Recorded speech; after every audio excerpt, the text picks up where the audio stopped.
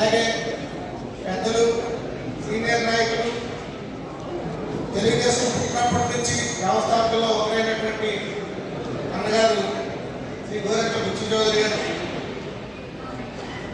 వేదిక మీద ఉన్న పెద్దలకి, అలాగే ఇక్కడికి ఇచ్చేసిన 3 పార్టీలకు సంబంధించిన ముఖ్యమైన కార్యకర్తలకి, నాయకులకి అందరికీ కూడా నా యొక్క హృదయపూర్వకంగా స్వాగతం కోరుతున్నాను. చాలా సంతోషం. మంచి సుదినం. ప్రస్తుతం ఈ రాష్ట్రంలో జరుగుతున్న అరాచకాలని వ్యతిరేకంగా ఒక మంచి సుపరిపాలన రావడం కోసం మనందరం కూడా ఐక్యమై ముందుకెళ్లే తరుణంలో మనందరం కూడా ఈ విధంగా కూర్చోవడం చాలా సంతోషంగా పరిణామం. ప్రధానంగా ఈ యొక్క మార్నింగ్ రాజమండ్రి సిటీ అభ్యర్థితో పాటు మన మేడం గారు, అలాగే 3 పార్టీకి సంబంధించిన నాయకులు పాల్గొనడం జరిగింది. రానున్న రోజుల్లో మనందరం కూడా ఐక్యంగా ఓట్లు అభ్యర్థించాలని మనం ప్రజల ముందుకు వెళ్ళవలసిన సమయం. 3 పార్టీలు కలిసినప్పుడు చిన్న చిన్న ఇబ్బందులు ఉండవచ్చు, కానీ ఈ ఇబ్బందులన్నీ కూడా మనం మంచి ముందుకు వెళ్ళవలసిన అవసరం. పార్టీకి సంబంధించిన 3 పార్టీలతో సమన్వయం ఉంది. ఏదైనా ఇబ్బందులు ఉన్నప్పుడు ఆయా పార్టీకి సంబంధించిన నాయకులు తీసుకెళ్తే వాళ్ళ పరిస్థితిని మనం ముందుకెళ్ళడానికి అవకాశం ఉంది. నిర్దిశాలను ప్రతి చోట కూడా సమన్వయంగా ముందుకెళ్ళాలి. ప్రతి చోట కూడా 2 ఓట్లు కూడా ప్రస్తుతం ఈ రాష్ట్రం ఉన్న పరిస్థితుల్లో ఐక్యంగా వెళ్తూ ఒక మంచి పరిపాలన కోసం మన అందరం కూడా ఒక్క 30 రోజులు, ఈ 40 రోజుల పాటు కష్టపడినట్లయితే 5 ఏళ్ల పాటు మనకి తిరుగులేని సుఖశాంతులతో మనం ముందుకెళ్లే అవకాశం ఉంటుంది. ఈ 5 సంవత్సరాల్లో జరిగిన 5 సంవత్సరాల్లో మనం ఎన్ని ఇబ్బందులు పడ్డామో మన అందరికీ తెలుసు. బీజేపీ రాష్ట్ర అధ్యక్షురాలు, మన పార్లమెంట్ అభ్యర్థి, నవరస నటసార్వభౌమ డాక్టర్ ఎన్టీఆర్ గారి ముద్దులు తనయ్య పురంధేశ్వర్ గారికి,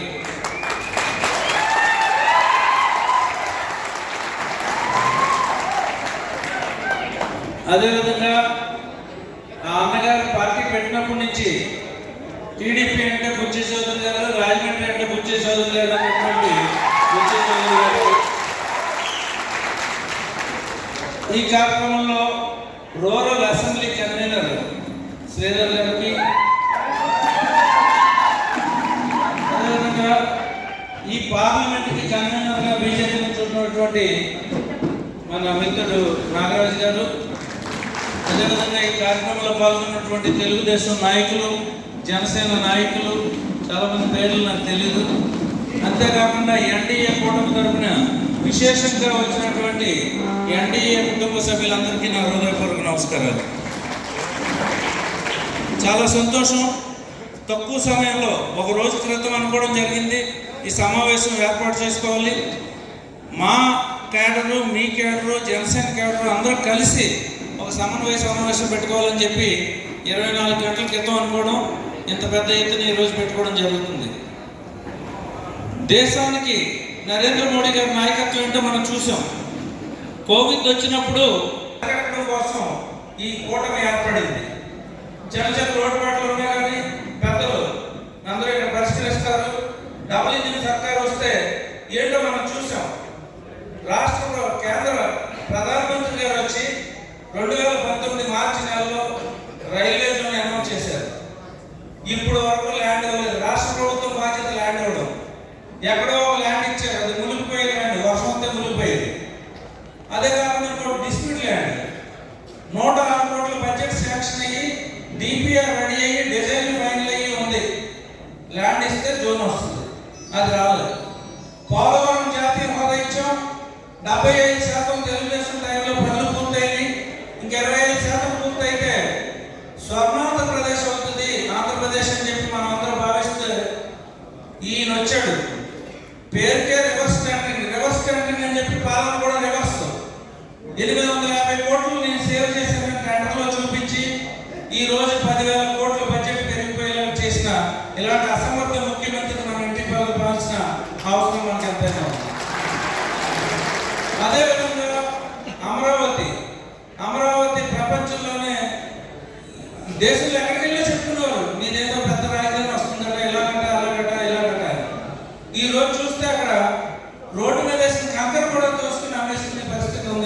తెలుగుదేశం, జనసేన, బీజేపీ ఆత్మీయ సమావేశానికి అధ్యక్షత వహించినటువంటి రాజమండ్రి పార్లమెంటు అధ్యక్షుడు బీజేపీ అధ్యక్షుడు దత్తు గారికి, అలాగే ఈనాటి మన ముఖ్య అతిథి మన రాష్ట్ర బీజేపీ అధ్యక్షురాలు, అలాగే రాజమండ్రి పార్లమెంటు అభ్యర్థి గారు, అలాగే అన్న నందమూరి తారక రామారావు గారి మిత్రులు పెట్టాలంటే ఒక ఎన్డీఏ కూటమి కింద ఏర్పాటు చేసి ఈ దుర్మార్గాన్ని పంపకపోతే మన రాష్ట్రం బాగుపడదు. భవిష్యత్ తరాలకి ఈ రాష్ట్రంలో ఏమి ఉండదని ఆలోచనతో ఈ మనకి ఎన్డీఏ కూటమి ఏర్పడింది. మనందరికీ తెలుసు, కేంద్రం నుంచి ఇచ్చింది. ఇప్పుడు ఉదాహరణకి ఇల్లు ఇస్తున్నాడు, సెంటు స్థలం ఇచ్చాడు ఈ జగన్, కానీ దాంట్లో కట్టే ఇల్లుకి 1,80,000 రూపాయలు కేంద్ర ప్రభుత్వం ఇస్తుంది. స్కూల్స్ లో నాడు నేడు పాలన చేశాడు, ఆ వచ్చిన డబ్బంతా కేంద్ర ప్రభుత్వం ఇచ్చింది. అలాగే ఆడ ప్రజలకు కానీ అందరికీ ఎంత అండగా ఉన్నారనేది కేంద్ర ప్రభుత్వం ఏ విధంగా చేసిందనేది మనందరికీ తెలుసు. కాబట్టి రేపు పొద్దుట మళ్ళీ మనం అధికారంలోకి వస్తే కేంద్ర ప్రభుత్వం సాయంతో రాష్ట్రం అభివృద్ధి చెందుతుందనే ఆలోచనతోటి చంద్రబాబు నాయుడు గారు కానీ పవన్ కళ్యాణ్ గారు కానీ మనకి పూర్తిగా ఏర్పాటు చేశారు.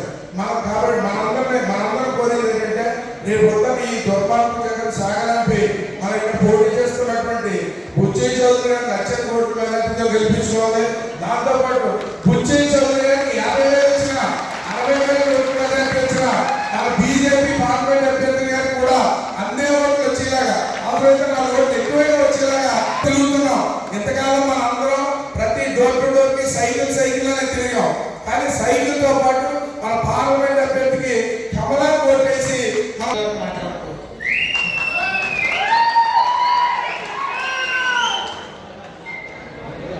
జనసేన, బీజేపీ, టీడీపీ కూటమి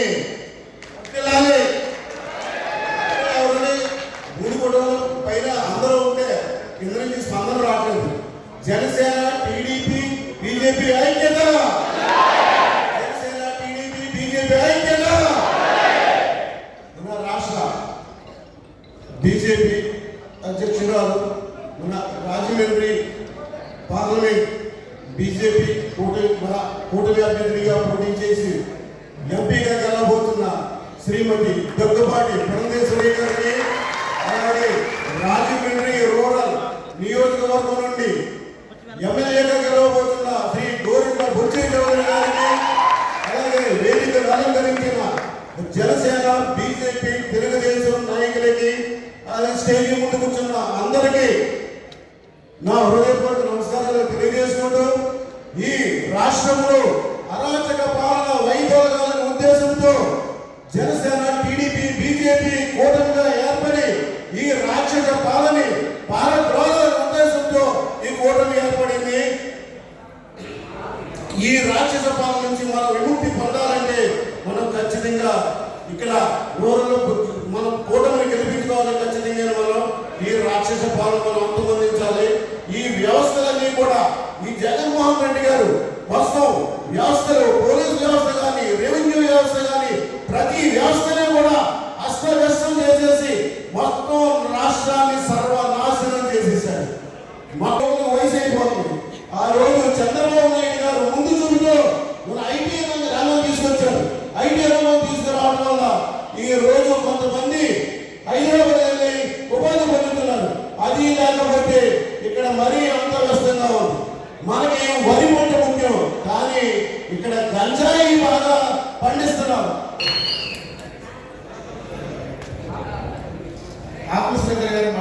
అసెంబ్లీ వేదికను అలంకరించిన పెద్దలందరికీ నమస్కారం. అలాగే వేదిక ముందున్న పెద్దలందరికీ కూడా నా హృదయపూర్వక నమస్కారాలు. ఈ రోజున భారతీయ జనతా పార్టీ, టీడీపీ, జనసేన ఉమ్మడి అభ్యర్థిగా పార్లమెంట్ సభ్యులుగా మన చిన్నమ్మ గారు పోటీ చేస్తున్నారు. వారికి మన రాజమండ్రి రూరల్ అసెంబ్లీ నుంచి అత్యధిక మెజార్టీతో మేడం గారిని ఎక్కించాలి. అలాగే మన టీడీపీ సీనియర్ నాయకులు బుచ్చయ్య చౌదరి గారిని కూడా అత్యధిక మెజార్టీతో ఎక్కించి మనం పోయినసారి జనసేన నుంచి అడిగి మండలంలో ఎంత మెజార్టీ వచ్చిందో పార్లమెంట్ అంతా కూడా ఒకెత్తైతే మన రాజమండ్రి రూరల్ అసెంబ్లీ నుంచి చిన్నమ్మ గారిని, బుచ్చయ్య చౌదరి గారిని ఎక్కించాల్సిందిగా కోరుతూ మీ అందరికీ కూడా మరొకసారి ధన్యవాదాలు చెప్తూ జై ఎన్డీఏ, జై ఎన్డీఏ, జై ఎన్డీఏ.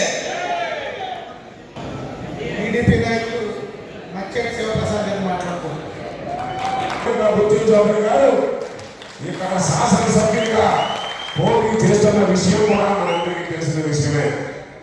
అయితే వారిని కూడా మనందరూ ఒక్క మాటపై ఉండి వారిని కూడా శాసనసభకి ఏదోసారి శాసనసభకు పంపిస్తే వారు కూడా ఆ భగవంతుడి యొక్క ఆశీస్సులతో నారా చంద్రబాబు నాయుడు గారు, పవన్ కళ్యాణ్ గారు, మోడీ గారి యొక్క సమన్వయంతో ఈ రాష్ట్ర మంత్రిగా బాధ్యతలు చేపట్టి ఈ రాజమహేంద్రవరం రూరల్ నియోజకవర్గం కడియం మండలంలో ఉన్నటువంటి 11 గ్రామ పంచాయతీలు, రూరల్ మండలంలో ఉన్నటువంటి 10 గ్రామ పంచాయతీలు, రాజమండ్రి అర్బన్లో ఉన్నటువంటి 8 వార్డులు కలిసి సుమారు 30 ప్రాంతాలు ఏవైతే ఉన్నాయో వాటిని మనం ఏదైతే ఊహిస్తున్నామో, మనం ఏదైతే ఆశిస్తున్నామో అంతకి 1000 రెట్లు అభివృద్ధి చేసే అవకాశం వారి చేతిలో ఉంది అని సందర్భంగా తెలియజేస్తూ మనందరి ఒక మాటగా ఉండవలసిన బాధ్యత తెలుగుదేశం, జనసేన, బీజేపీ వేరే కాదు, ఒక్కడే. నువ్వు నేను కలిస్తే మనం కలిస్తే జనం కంటే ప్రపంచంలో విధంగా రేపు రేపటి నుండి ఏదైతే నమస్కారం. ఈరోజు ఉమ్మడి అభ్యర్థి మన అన్న నందమూరి తారక రామారావు గారి పుత్రరత్నమైన మన రాజమండ్రి పార్లమెంట్ అభ్యర్థి దగ్గుబాటి పురంధరేశ్వరి ఆహ్వానం మేరకు ఇక్కడికి విచ్చేసిన తెలుగుదేశం, జనసేన డబుల్ ఇంజన్ అంటారు బీజేపీ వాళ్ళు. ఏంటి డబుల్ ఇంజన్? ఇప్పుడు మా తమ్ముడు రాజేష్ రెడ్డి కూడా అడుగుతున్నాడు, డబుల్ ఇంజన్ అంటే ఏంటనగా బీజేపీ వాళ్ళు ఎక్కడ మాట్లాడినా డబుల్ ఇంజన్ సర్కార్ అంటున్నారు అంటే నేను చెప్తున్నాను, ఒరే మీ నాన్న నీకు ఆస్తి ఇస్తే అది నీకు ఒక ఇంజను అనుకోకుండా మీ ఆవిడకి కూడా తండ్రి దగ్గర నుంచి సగం ఓట నీకు వచ్చేసింది అనుకో, అదే డబుల్ ఇంజన్ సర్కార్ అంటే. రేపు మన ఆంధ్రలో కూటమి అధికారంలో ఉండాలి, పైన నరేంద్ర మోడీ గారు హ్యాట్రిక్ కొట్టి మళ్ళీ అధికారంలోకి రావాలి. అప్పుడే ఈ దేశ గతి స్థితి మారుతుంది. మీ అందరికీ ఒక ఉదాహరణ చెప్తాను. మన రాష్ట్రంలో ఏ విధంగా ఉంది, మన రాష్ట్ర భవిష్యత్తు మారాలంటే మనందరం ఎందుకు కష్టపడాలి, బుద్ధి చౌదరి గారిని ఎందుకు గెలిపించాలో మీకు ఒక్కసారి చెప్తాను. ఒక వ్యక్తి, 2 వ్యక్తులు ఒక చోట ఇల్లు కట్టుకున్నారు కొత్తగా. ఇద్దరు ఇంటి బయట మన కడియం నర్సరీ నుంచి 2 కదప మొక్కలు తెచ్చి బయట ఆరుబయటపై పాతారు. ఇద్దరు కూడా మొక్కల్ని పాతడానికి ఒకే వ్యక్తిని తీసుకొచ్చారు. సమానమైన లోతులో గొయ్యి తవ్వారు, అందులో 2 మొక్కలు పాతారు. పాతిన తర్వాత ఈ పెద్ద ఆయన 60 సంవత్సరాలు 50 సంవత్సరాలు ఉన్న ఆయన ఒక ఆయన, 45 సంవత్సరాలు ఉన్న జగన్మోహన్ రెడ్డి లాంటి వ్యక్తి ఒక ఆయన. వీళ్ళిద్దరు మొక్కలు పాతారు, 1 సంవత్సరం పాటు పెంచారు. ఏ విధంగా పెంచారంటే